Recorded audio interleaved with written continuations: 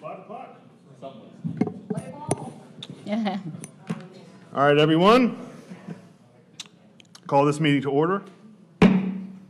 Ms. Fazzoni, please call roll. Vice Mayor Jarman. Yes, ma'am. Councilman Casto. Yes, ma'am. Councilmember Coburn. Yes. Councilman Register is excused. Mayor Teddemer. Yes, ma'am. Please rise for the invocation led by Pastor Raymond Duval from Beachside Fellowship Church.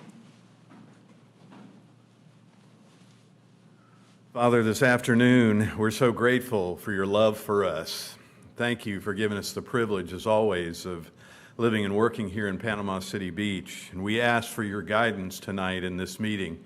Lord, I thank you that your blessing is upon everyone that is attending. And Father, that wisdom is granted to each one. Father, those elected and appointed officials who serve diligently for the sake of our city.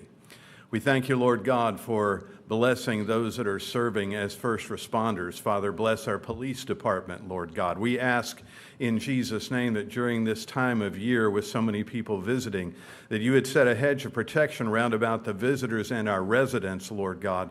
And Father, we thank you for giving us success and favor.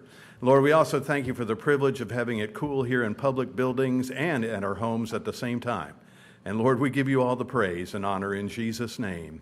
Amen. Amen. Please join Vice Mayor Michael Jarman for the pledge. I pledge allegiance to the flag of the United States of America and to the republic for which it stands, one nation, under God, indivisible, with liberty and justice for all. Okay. We now move on to item D in our agenda, the community announcements. The first community announcement. Today, July 9th, the summer concert series continues from 7 to 9 p.m. at Aaron Besant Park. The band is the Lee Boys, which is Sacred Steel. I don't know what that means, but it sounds fun. Next Saturday, July 11th, there is Dive-In Movies at the PCB Aquatic Center. So get wet and enjoy the movie Hoppers, which is a fun movie. Next Thursday, July 16th, we continue with the summer concert series, 7 to 9 p.m. Local favorite Sons of Saints Party Rock, and that will be at Aaron Besant Park. And then our second meeting of July is Thursday, July 23rd. It's a morning meeting here at City Hall at 9 a.m. And those are the community announcements. We now move on to the approval of meeting minutes. Motion approved. Second. We have a motion to approve and a second. Ms. Fazzoni, please call roll. Vice Mayor Jarman. Yes, ma'am. Councilman Casto. Yes, ma'am. Councilmember Coburn. Yes. Mayor Teddemer. Yes, ma'am. For the approval of the agenda and additions or deletions, honestly, I expected one of these items to be a little bit more popular, but I'll suggest anyway. Can we move pickleball up to first and then nominations to second and then continue as is? Yep. I'm sorry, move what, where? Pickleball. Pickleball first, nominations second, and then just continue on with the agenda.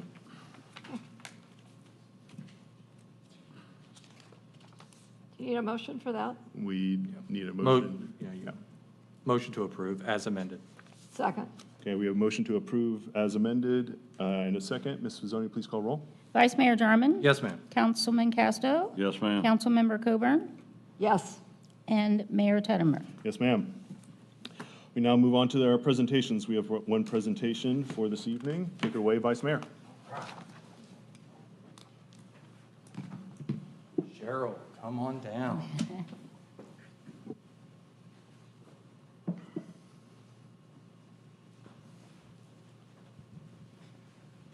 All right, the proclamation this evening is recognizing July as Parks and Recreation Month. Parks and recreation programs are an integral part of communities all over the country. The Panama City Beach Parks and Recreation Department is important to maintaining a high quality of life and improving the health of residents and visitors.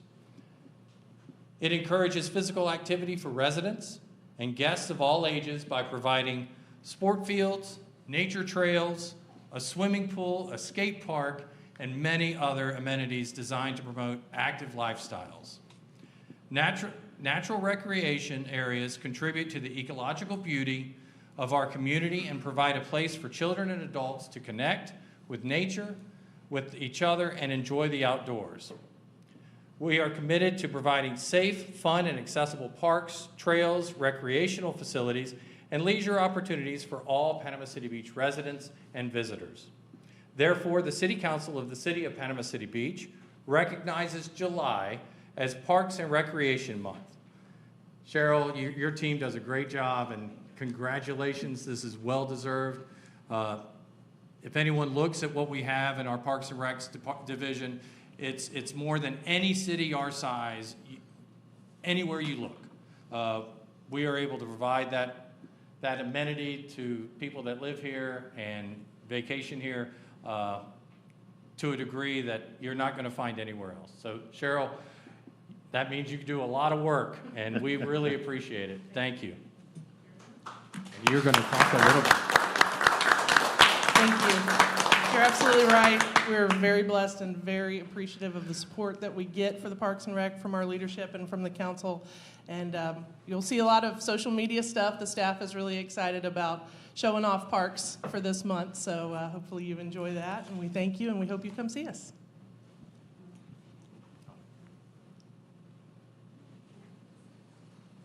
And go to the dive in. You had a big crowd last time. All right. We now move on to public comment on the consent agenda and non-agenda business. Please come up, address myself or council as a whole, state your name, and you will have 3 minutes. Any public comment on the consent agenda and non-agenda business? Any public comment? Seeing none, we now move on to said consent agenda. Ms. Fazzoni? Resolution 26-130, a resolution of the City of Panama City Beach, Florida, approving an agreement with Southern Construction Service, Inc. for the construction of, or for Conservation Park Boardwalk Rehabilitation Project at set unit prices in an amount not to exceed $1,250,000. Okay. Is there a motion? Motion to approve? Second. We have a motion to approve and a second. Ms. Fazzoni? Vice Mayor Jarman? Yes, ma'am. Councilman Casto? Yes, ma'am. Councilmember Coburn? Yes. Mayor Tettemer? Yes, ma'am. We now move on to our amended regular agenda. The first item on the amended agenda was formerly item 4, and that is the pickleball courts. Normally, we have the city attorney read the title, but given the title of the resolution, but we have a few different resolutions prepared for this one, so we're going to have public comment and then discussion first before we decide which resolution we're going to do. So for regular, what used to be agenda item number 4, pickleball, I'll open the floor up to any public comment on this agenda item. Any public comment on the formerly regular agenda item number 4? Any public comment? Okay. Seeing none, Mr. Adair, could you please help us with this item? Sir, thank you, Mr. Mayor, council members. John Adair, Public Works.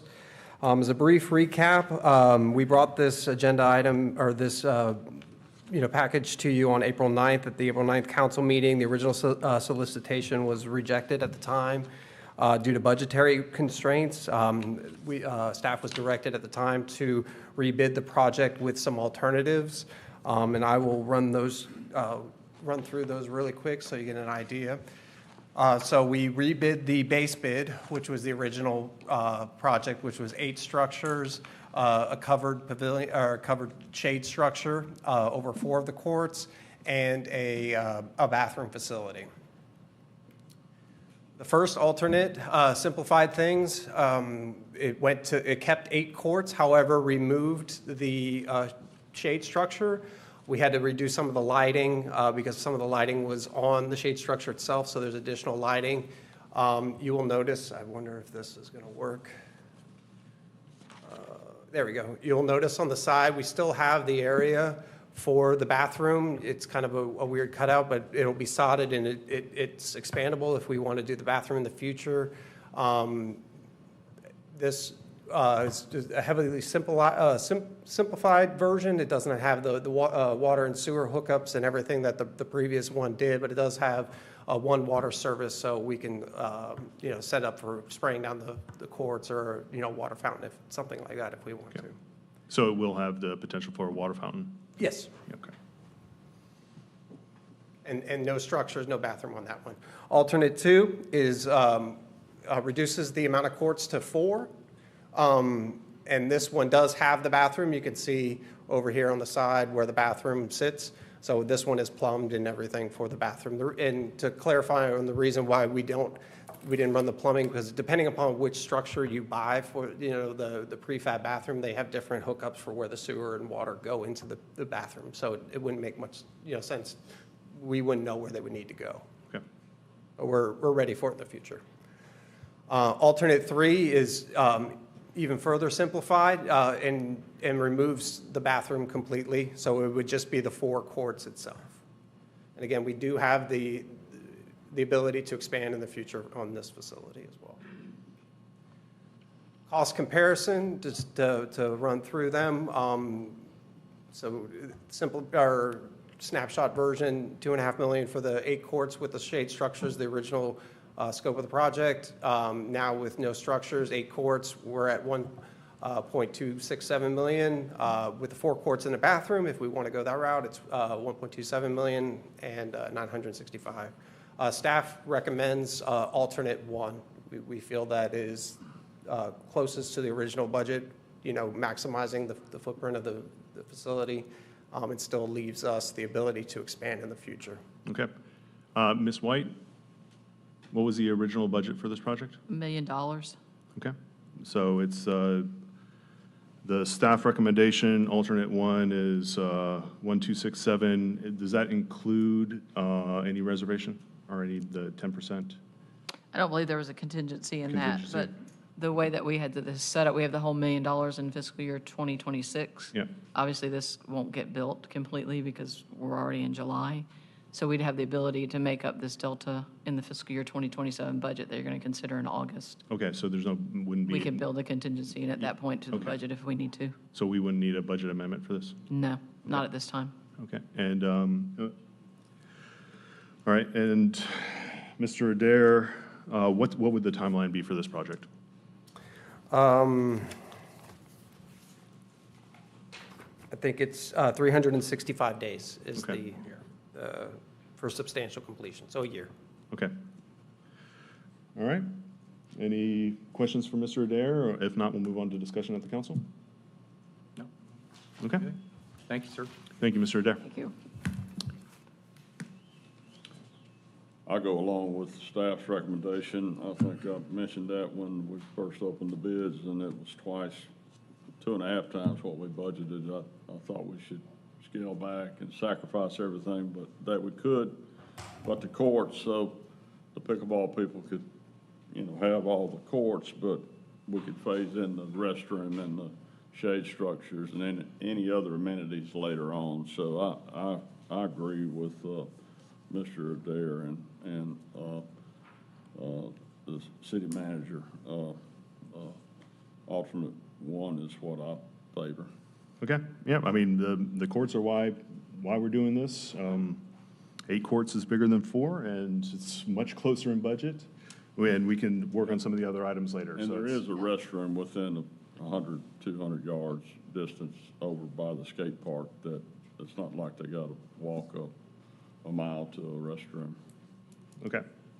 And that restroom, that's the pending restroom over there, right? That's correct. It's under construction now. It's about 100, 150 yards from the pickleball courts. Okay, all right, so that should be done before the 1 year. All right. Fingers crossed. Fingers crossed this time. This time, I don't know what it takes to build a restroom these days. Okay, consensus of the council is bid alternate 1, Councilmember Colburn? Absolutely. I think we should get as many courts as possible, especially since we're going to be closing down the courts at the Lindell Center once this is built. Okay, All right. I'm for alt 1. More courts the merrier. Yep. We can always revisit it later. yep. Okay, so I think the consensus of the council is bid alternate 1. Very good. That's resolution number 26132, a resolution of the City of Panama City Beach, Florida, approving an agreement with Reliant South Construction Group, Inc. for the construction of the Frank Brown Park pickleball courts alternate number 1 configuration in the total amount of $1,267,934, and authorizing the execution of qualifying change orders in amount not to exceed $127,000. Okay, we have the resolution. Any further discussion on the resolution? Motion to approve. Second. We have a motion to approve and a second. We've already indicated there's no further discussion. Ms. Fazzoni, please call roll. Vice Mayor Jarman. Yes, ma'am. Councilman Casto.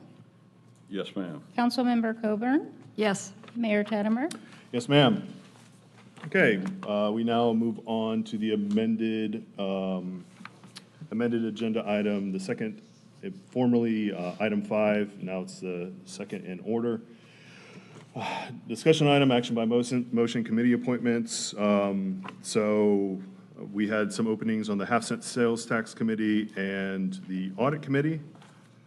I reached out, the half-cent sales tax committee is my appointment, but then needs to be confirmed by the council. I would like to appoint Lynn McKee, who is a retired police officer, lives in Summer Breeze. He's a volunteer at Woodlawn Food Pantry, and he is a graduate of the city's first Citizens Academy. Awesome. And he's also right over there in the audience. And if we want to do two at once, maybe, I don't know. For the audit committee, I would also like to nominate Kathy Holschlag. She used to be CFO of Fulton County, or Fulton, Missouri. She was CFO for 20 years there until her retirement. She lives in Colony Club. She enjoys water aerobics at Frank Brown Park, so she enjoys our amenities. And she is a participant in the city's second Citizens Academy, which is going on right now. Okay. So any discussion on those items, those nominations? If there's, motion to approve. Okay, Second. okay. We have a motion to approve both nominations and a second. No further discussion? Any further discussion? No further discussion. Ms. Fazzoni, please call roll. Vice Mayor Jarman. Yes, ma'am. Councilman Casto. Yes, ma'am. Councilmember Coburn. Yes. Mayor Tettemer. Yes, ma'am. Thank you, Lynn and Kathy, for both going through Citizens Academy and being willing to continue serving the community. All right. We now move on to the rest of our regular agenda item. So formally, item number 1, ordinance number 1685. Andy, I don't even know your last name. What's your last name? Weddle, W-E-D-D-L-E. Andy Well. Mr. Well, please, could you read the title? Yes, sir. This is the second reading of ordinance number 1685. This is an ordinance of the City of Panama City Beach, Florida, amending Chapter 7 of the city's Code of Ordinances relating to lifeguard permits and sexual offender and sexual predator registry screening, amending Chapter 16 of the City Code relating to sexual offender and sexual predator residency restrictions, public swimming pools, property owner rental restrictions, creating Section 1664 to include state law child protection restrictions, repealing all ordinances in conflict, providing for severability, scrivener's errors, liberal interpretation, modifications, codification, and providing for an effective date. Thank you, Mr. Well. Yes, Your Honor, this is, Mayor Tettemer, excuse me. Well, we're going to do public comment first. Oh, excuse Yep. me. Any public comment on this item? Any public comment? Okay, seeing none. Go ahead. Sure. This is an amendment to the city's ordinances as pointed out in Chapter 16 and Chapter 7. And it's basically just to bring the city's ordinances into compliance with the state's newly passed bill, SB 212, which will be taking effect, and to make sure that we're in compliance with the state's requirements as well. Okay, yeah, the city already had a strong ordinance here, but the state changed some things, so we're updating based on that. Okay, any discussion from the council? This is second reading. Seeing none, is there a motion? Motion to approve. Second. We have a motion to approve and a second, no discussion. Ms. Mazzoni, please call roll. Vice Mayor Jarman, Yes, ma'am. Councilman Casto, Yes, ma'am. Councilmember Coburn, Yes. Mayor Tettemer. Yes, ma'am. Okay, we now move on to the regular agenda item number 2, large conditional use. Mr. Whale, you read the title? Yes, sir. This is the large conditional use application located on the east side of 16061 Panama City Beach Parkway. This will be a public hearing and quasi-judicial hearing. Okay. As you just heard, this is a hearing to consider the approval of a large conditional use application from Pier Park and WCI Holdings under Section 5.06.01 of the City's Land Development Code. This is a quasi-judicial hearing governed by the City's Land Development Code. This hearing is based on the recommendation of Planning Board's approval. Members of the council have been provided a copy of that order for our review. Okay, we will now begin the hearing. Will all persons wishing to speak during this hearing please rise to be sworn in? Lynn, would you please swear in the witnesses? Do you swear or affirm that the evidence you're about to give will be the truth, the whole truth, and nothing but the truth? Okay. Mr. Leonard. Were the notice requirements met for this hearing? Yes, sir, they were. Okay. At this time, we will ask each member of the council to make their Jennings disclosures. Let's just go. I have nothing to disclose, Mayor. Nothing to disclose. I attended the Planning Commission hearing. I've spoken to staff and to several residents. Okay. I have nothing to disclose. We now move on to the staff presentation. Mr. Leonard. Thank you, Mayor and Council. The applicant submitted for a large conditional use, which means it's over 3 acres in size, and which means that the planning board only makes a recommendation and it comes to the city council for final determination on this. And what's proposed is to locate a miniature golf course, arcade, and electric go-kart slick track, and a future amusement development in the Pier Park West area. And it's indicated partially on the red outline on the map on the screen. It's located right next to Pirates Voyage and, of course, next to the FDOT stormwater pond there to the west. And since it is an amusement and it's a large conditional use, it has to meet 12 general criteria and then 9 specific criteria in the Land Development Code regarding the request. And the City Council has discretion to impose conditions it determines to be necessary to satisfy the required findings, and if the required findings are met, then the request will be approved.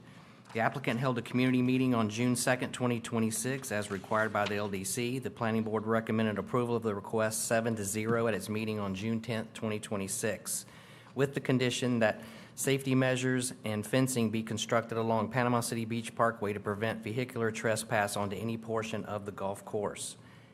And I would like to enter in the agenda packet for this item into the record as well. Okay. So noted. That's it. Thank you. Okay. Thank you for that presentation. Mr. Leonard. At this time, we will hear from the applicant.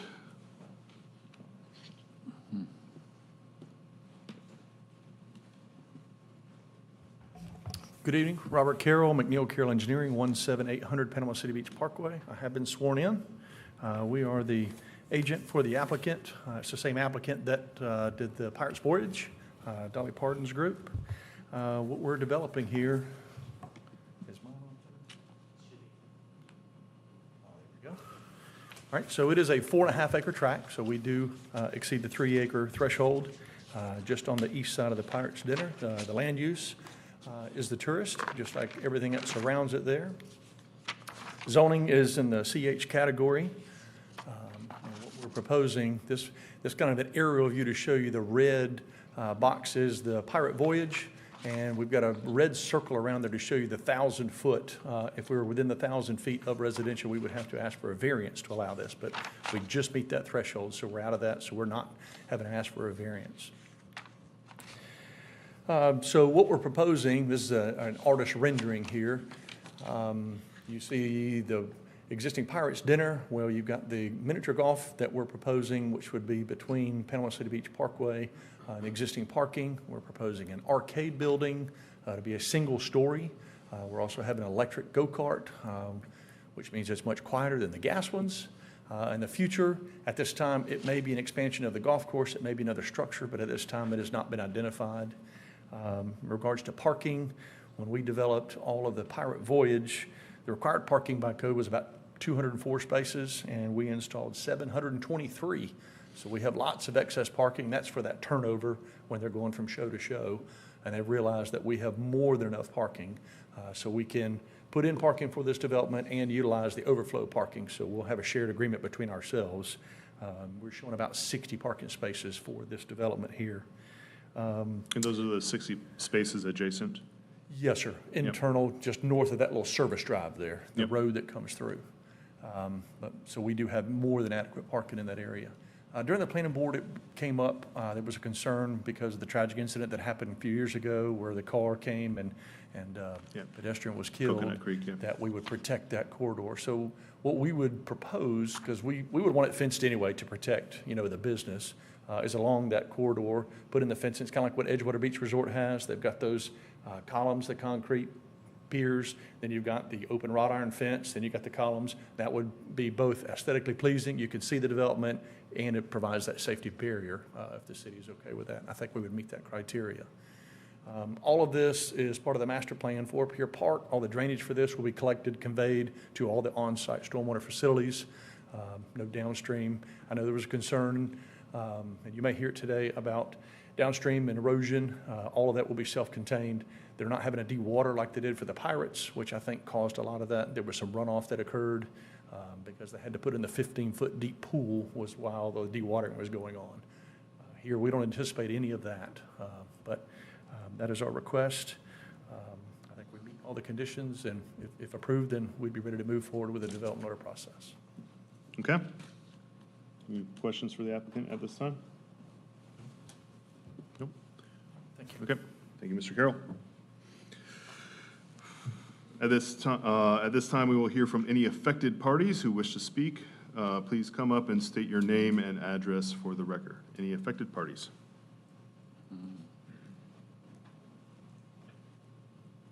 Molly Allen, 16211 East Lowwater Drive. Is there any way we can pull back up the rendering, the artist rendering? Yeah, go ahead while and I'm pull the talking, rendering so I back can up. reference it as I speak? I appreciate it.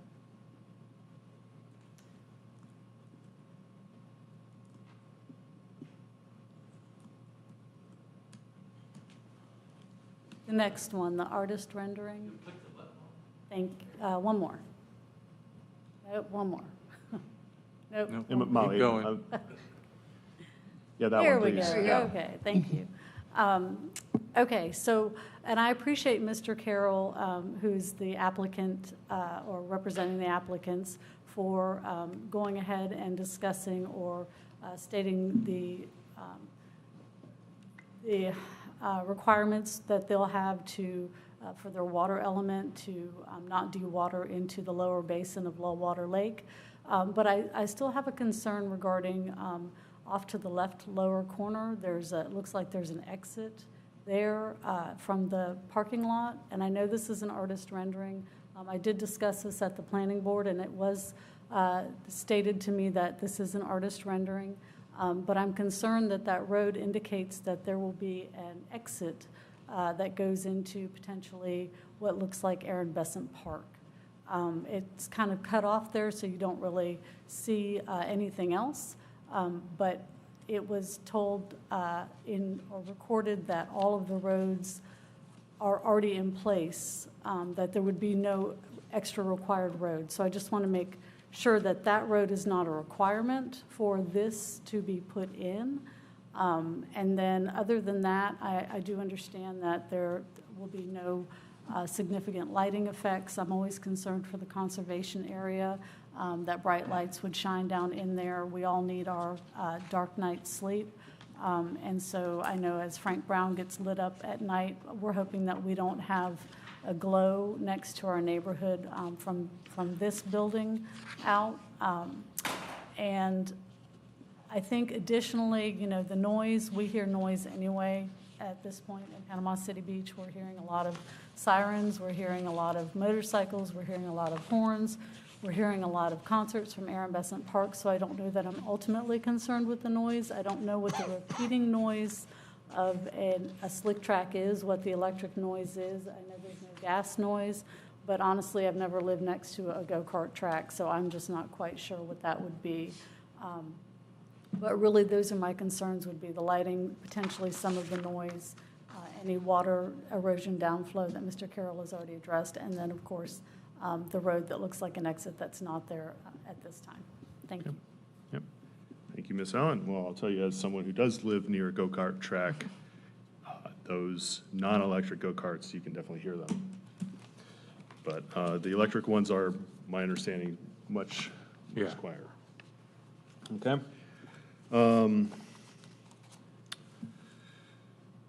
At this time, we will take public comment. Any public comment?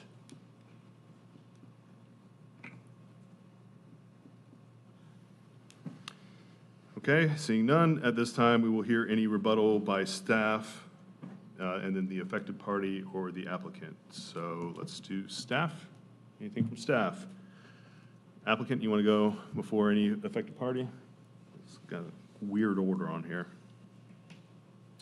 Robert Carroll, just want to address those concerns. Yep. It absolutely is an artist rendering. That's from an old concept that had that connection through there. I know when they did the 6-lane that they put the light in and it shows a future. We have no intention of making that connection unless the city says that we have to do that, but that is not our intent. We have no desire. We are solely focused on this parcel, basically an out parcel. And that was the main concern, but traffic already flows. We already have all the existing roadways in there. We'll keep all that contained. So I think we're going to be a great neighbor just like they are now. Okay. Thank you, Mr. Carroll. Mr. Well, well, actually, let's finish this one up. Any rebuttal by any affected party? Nothing? Okay. At this time, we will close the evidentiary portion of the hearing. I did have a question, Mr. Well. Are we able to add as a condition that it be electric carts and not gas-powered carts? Is that possible? With the representation made, I would think we could reasonably do that. I mean, I think we can govern our amusements that are created here, so okay. I would think that would be a reasonable modification. Okay, yeah. Do we want to ask the affected party if, For the affected party, would that be would you be able to abide by that? Yeah. We are doing electric. Okay. Okay. there? Okay. All right. At this time, we will hear closing arguments by the staff and then the applicant. Staff? Applicant? Okay. I don't know if I gabbled out. Now we're moving to council discussion. With the addition of the fencing requirements from planning board, my only recommendation would be to require it be non-gas powered carts, just for noise. The city's noise ordinance still applies. But, the noise ordinance applies in my neighborhood and I can hear those carts.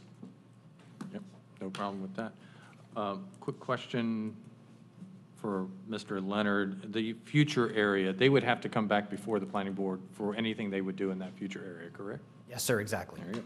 All right. Okay. Just wanted to make that clear if anyone was wondering about that. Yeah, that's good clarification. This is just for the go-kart track arcade, one-story arcade, right? One-story arcade, and then the mini golf course. Yep. I'm fine with those provisions. Okay. All right, so Need a motion? I think we need a motion to add the condition for I'll do it. non-gas powered. I can do it go-karts. all in once. Okay. Motion to approve with the changes of requiring electric golf carts and, what was the other one? Planning board already had it in there. Yeah. Motion to approve with the change of requiring electric golf carts. Okay, Yep. all right. Or go-karts. Go-karts. Golf carts. We deal with golf carts so much here. Yeah, oh my goodness. Okay. Well, maybe they should race golf carts. Yeah, I don't know. Okay. Neighbors might like it. We have a motion to approve and a second. Any further discussion from the council? Okay, motion to approve as amended and a second. Ms. Fazzoni, please call roll. Vice Mayor Jarman? Yes, ma'am. Councilman Casto? Yes, ma'am. Councilmember Coburn? Yes. Mayor Tettemer? Yes, ma'am. Okay. Thank you, applicant. And thank you, public commenter. Or I'm sorry, affected party. Okay, we now move on to regular agenda item number J3, Resolution 26-131. Mr. Will. Resolution number 26131, a resolution of the City of Panama City Beach, Florida, approving an agreement with HA Contracting Corp. For the construction of a police K-9 training facility in the total amount of $2,875,000 and authorizing the execution of qualifying change orders in a total amount not to exceed $287,500 and authorizing a budget amendment. Okay. Is there any public comment on Resolution 26-131? Any public comment? Seeing none? Mr. Deegans, come up and help us understand this item.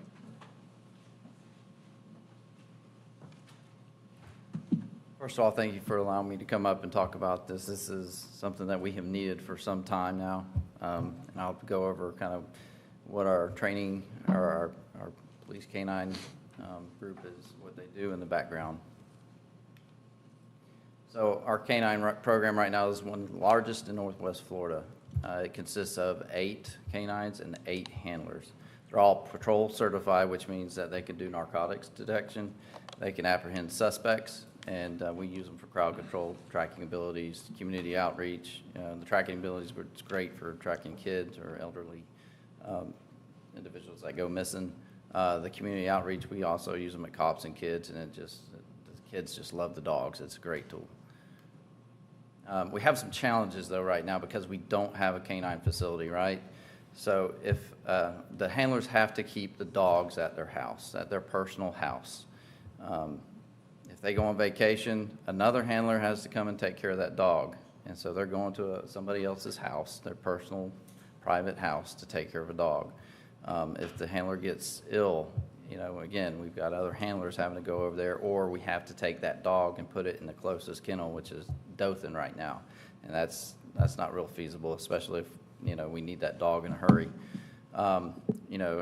If the dog gets injured or the dog needs to be quarantined, we have no place to put the dog. So those are our current challenges right now. We also don't have a specific training area for the dogs. Right now, all the K-9 officers, they have to go to public community parks, right? And sometimes they do bite training. So when they do that, there's a likelihood that somebody could walk up in the middle of that training, which creates a liability for our city. And so, for that, this new training facility would be great for our K-9 handlers. Also, I didn't touch on the last slide, natural disasters. Right now, if a hurricane comes in, we require all our K-9 officers to be on this beach and ready to go to serve our community. They have nowhere to keep their K-9s. It's really not feasible to keep 8 K-9s at that police station, especially when we have other officers trying to stay up there because they don't have a place to stay on the beach. And they got to be ready to respond for any public safety issue. So, we're going to have to transfer those dogs to somebody's personal house that's going to accommodate them. So that's another issue. This is a rendering of what we believe this building is going to look like. If you look to the right there, this is really neat. There is a sally port, which is just a closed-in area where the officer, the K-9 handler, can pull into that area and unload their dog. There's no risk of the dog getting out. The dog can just go straight into the kennel area. This is another picture of that, just a little better picture of it. It's a very nice building there. This is the floor plan. You'll notice that there are 12 kennels there. And the reason for the 12 kennels, even though we have 8 dogs, is there's accreditation standards that we must meet. If we have to segregate a dog or quarantine a dog, we need to put some space in between the other dogs. Also, if there's something that happens to a kennel, it gets damaged or whatever, we can move another dog to a separate kennel. Also, if we have to clean a kennel, we don't want the dogs to be around those harsh chemicals, right? So we need to move them to another kennel until those chemicals have dissipated. You can see there's plenty of storage there for the food. You know, these canines, they work for, you know, kibbles and bits. A lot cheaper than our police officers. But you can see there's a kitchen there, also a classroom for our canine handlers to do some training, obviously men and women bathroom. This is really cool, a vet area for the vet to come see our dogs. That's great. Also, there's an outdoor kennel run. Obviously, you can see that, and that's going to be really important for our dogs to be able to have some exercise. Also, we really can't see on this, but that area to the right, that's a training area. This is going to be great. It's a closed-in area where our canine officers can actually take their canines in a secure area and do training. They're required to do over 20 hours of training a month. They now would not have to go all the way to Dothan and back to do training, because that's where they go if they're not doing it in a public park. So having a designated training area with training aids in there is going to be really important to help us out there. The location of this is North Gulf Boulevard. That is the perfect spot. That's centrally located. It's kind of out of the way, but it is centrally located in the city, so our officers can efficiently get to their canines. Officers throughout the night, they can go and swing by and check on the dogs, make sure everything's good, check on the building. It's just the perfect spot for this building. You know, we invest a lot of time and money in these canines, and right now, you know, the canines are having to be held at a handler's house, which is it's a challenge, and to be able to have this facility in the center of the beach and have a place to take care of our assets and take care of our dogs, because they become family with us. They're just like a police officer. If somebody kicks a dog, it's battery on a police officer. So I would respectfully request that you push this forward. Okay. Yeah, the Canine program is a great program. I really appreciate it. Any questions for Mr. Egan's? Thanks, DC. I think it's a great program also. I'm glad we're able to do it. Are we going to use that entire 3 acres for this canine, or is there still going to be some land there that the city and the county could use for lay down yard and other stuff, you know? What we carved out, we'll use that full area for the training facility and fence it off. So everything that he showed will be inside that area. So we'll use that whole 3 acres, Part of it's still staying to the county. We're just taking a section for the canine facility. Taking like a half acre or acre? I don't know the full acre, John, but it's just enough for our building. Small footprint. No, I think it's great. All right, I actually wanted to talk to Mr. Adair. I'm sorry I didn't prepare you for coming up here, Mr. Adair. I did have some questions. This, particularly on the budget item. So this item was funded in part by $1 million criminal justice grant approved by the Florida legislature. So thank you, Senator Jay Trumbull and Representative Griffiths, for that. But it did seem to go fairly over budget. Can you help speak to what was going on there, Mr. Adair? So,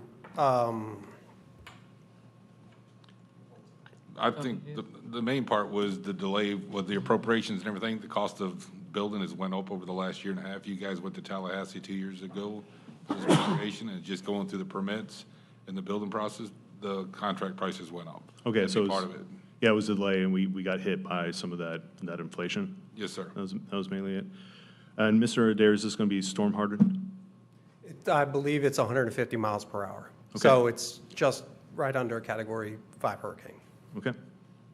All right, those are my only questions. Thank you, Mr. Adair.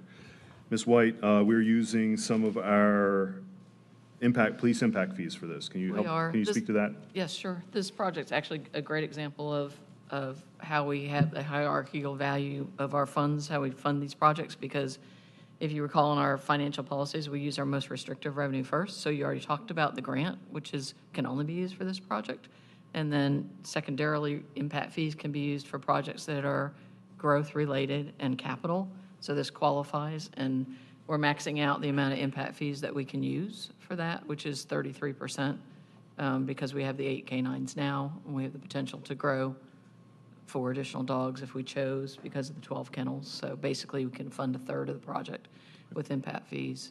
And then lastly, the remainder comes out of unrestricted reserve. So it's kind of that hierarchy of most restricted to least. Okay, yeah, because impact fees can only be used for growth-related items. So we can Capital. only use for the growth-related capital. Okay. Correct. Or the growth-related portion of this, okay? All right, I'm satisfied. I think it's a great project. You know, I wish it came in a little bit closer to the budget, but, you know, it's a very important project. So, Yeah, this will make a big difference for the police department. One of the problems, we've got such a great canine unit, and the fact that they have to house them in their houses really restricts on what officers are able to become part of the program. So having this facility will really open up the availability of other officers to become canine officers if they so choose. So it's a great thing to have. We've been working hard on it. Staff's been working extremely hard, and thank everyone for that. Yeah, absolutely. Great points, Vice Mayor. I feel like we've been working on this for, what, 2 years now? Oh, yeah. Yes, ma'am. So it's been a long time coming, but I think it's a great collaboration in order to move this project forward. And then with the classroom and everything, we'll also be able to bring in other departments and help train and have a training facility. So they might not have to go to Dothan. They can come to our facility and have those trainers there. Yeah, I feel like we have we'll have 2 training facilities. That's We'll have it. the fire training and the canine training. All right. Yeah. Any further discussion? Councilman? It's great. With that, I'll make a motion, we approve it. Second. Okay, we have a motion to approve in a second. Any further discussion? Seeing none. Ms. Fazzoni, please call roll. Vice Mayor Jarman. Yes, ma'am. Councilman Casto. Yes, ma'am. Councilmember Coburn. Yes. Mayor Teddemer. Yes, ma'am. Okay, we now move on to, we had adjusted former item 4 and 5. We already talked about those. So now we move on to the city manager report. Mr. No Wood? report. No report from the city manager. City attorney report. None from the city attorney. Yeah, how was your first meeting? Oh, it's Not over right yet. by. Yeah, not over yet. All right. Good job. Good job. All right, we now move on to council comments. Councilman Casto. Nothing from me, Mayor. Vice Mayor Wing? Well, I've been asked, I have a question for council. You knew it was coming. Could you explain the legal distinction between the authority of an individual council member and the authority of the council acting as a total body? Certainly. The individual council member cannot act in a official capacity. Only the council and a vote of the council can actually make city policy or action. So the individual council member may act in their own individual capacity, but not as a member of the council. I was asked to give you kind of a, Softball. yeah. No, Thank you, sir. I hope I got it right. I don't explain I don't understand your question. What were you asking? You want me to read it Be again? specific, yeah, what? That was very specific. I couldn't hear you, I'm sorry. We're worthless on our own. What's that? We can't do anything on our own. You knew that, I right? knew that, but I just, you know. You're just messing with the lawyer, okay. I He's got just mad he's here another extra 2 minutes. Okay. you. Sorry. Councilmember Coburn?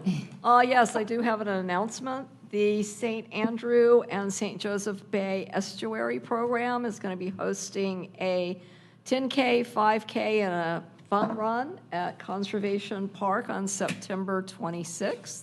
And you can go on and sign up and go down and check it out, get your exercise, see our beautiful Conservation Park.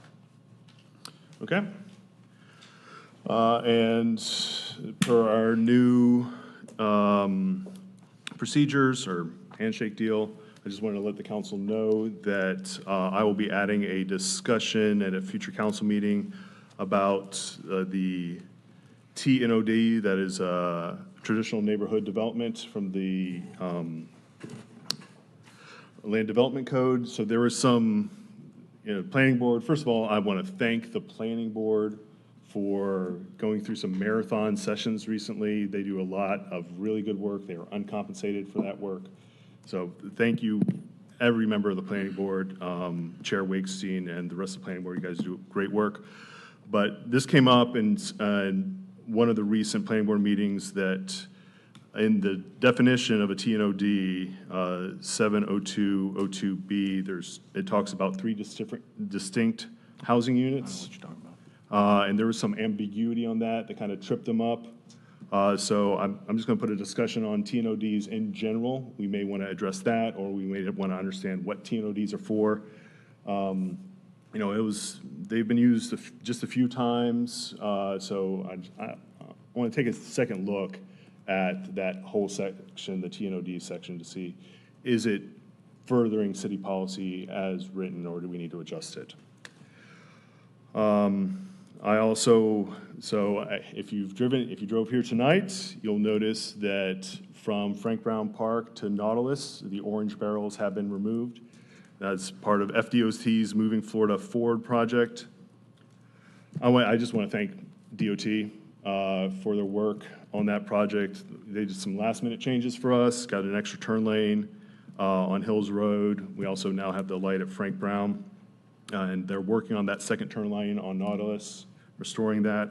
So I just want to thank, first of all, Governor DeSantis. It's a huge project, and I know we have more work to do, and we got 2 more segments to go through. I also want to thank Representative Griff Griffiths, Senator Trumbull, DOT Secretary Jared Perdue, who's really helped us out on it, District Secretary Tim Smith, and someone who doesn't get thanked as much as he needs to, local DOT rep Zach Goodwin, who receives kind of a lot of on-the-ground discussion and complaints. So I wanted to thank everyone for that. If you've driven on down it, it's really nice.